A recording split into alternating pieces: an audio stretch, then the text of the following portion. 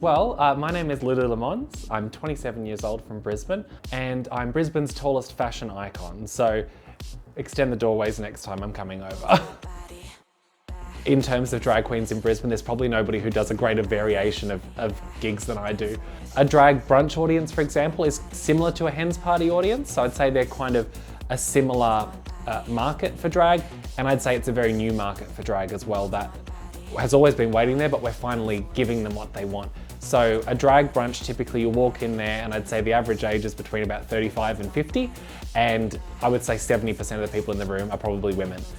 So you go in there and it's like your mum or your auntie or somebody who wants to come and see drag, and they can't get out in the night and they want to just come and see us get out there and be bold and brave and be ourselves.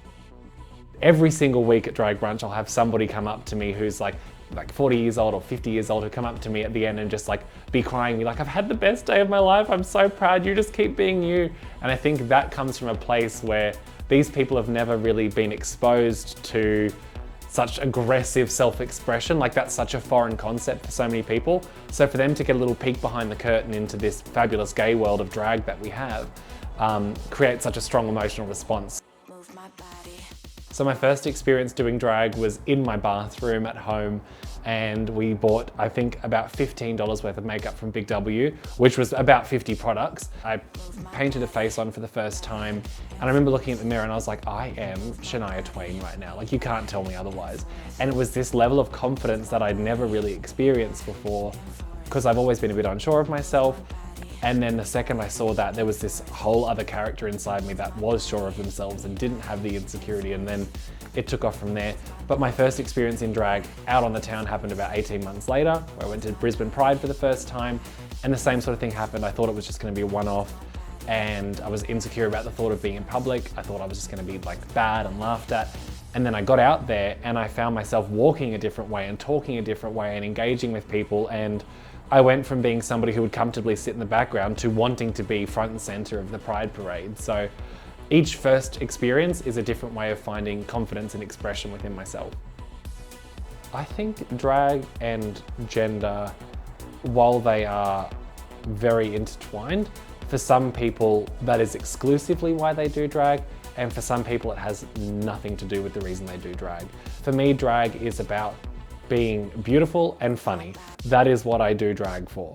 I have always wanted to be a pop star. I wanted to get out and be a pop star, and then when I realized I was funny, I also wanted to be a comedian, so I'm a pop star comedian vibe. So that, for me, is what drag is about. The fact that I dress up as a sexy, beautiful lady with purple hair is just part of the fun. For me, I don't get into drag and think, oh, I wish I was this person every day. Like, I always joke to the mums at brunch because they find it hilarious. They go, oh my God, is your ass real? Is this real? I'm like, God, no. I've said I'm built like a paddle pop stick out of drag. None of this is real, and it comes off as quickly as possible. So as much as I love getting into drag, I love the beauty of it, and I like to be like sexy and feminine, it's not something where I am like, I need this to express my gender. For me, I'm like, I need this to express myself, and the fact that I'm dressed as a woman is just part and parcel of drag.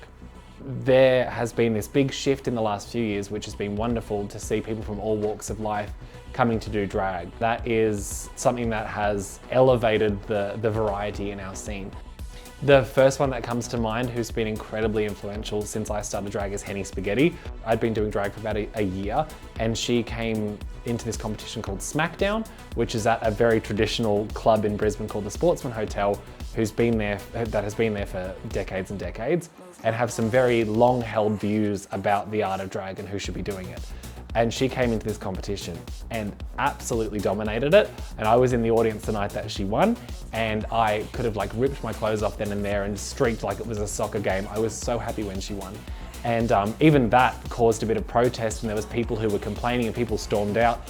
And she's gone on to have a permanent residency there. She's gone on to star in massive touring shows around the country. And I'd say she's probably a big influence on people in Brisbane who are like her, who want to explore drag. The likes of Ladybird, Dolly Kicks, Barbie Banks, who I believe is non-binary, all these other performers and stuff in Brisbane who have come out and followed in Henny's footsteps. And not that she's the only one who was doing it at the time, but she was probably the forefront of the movement.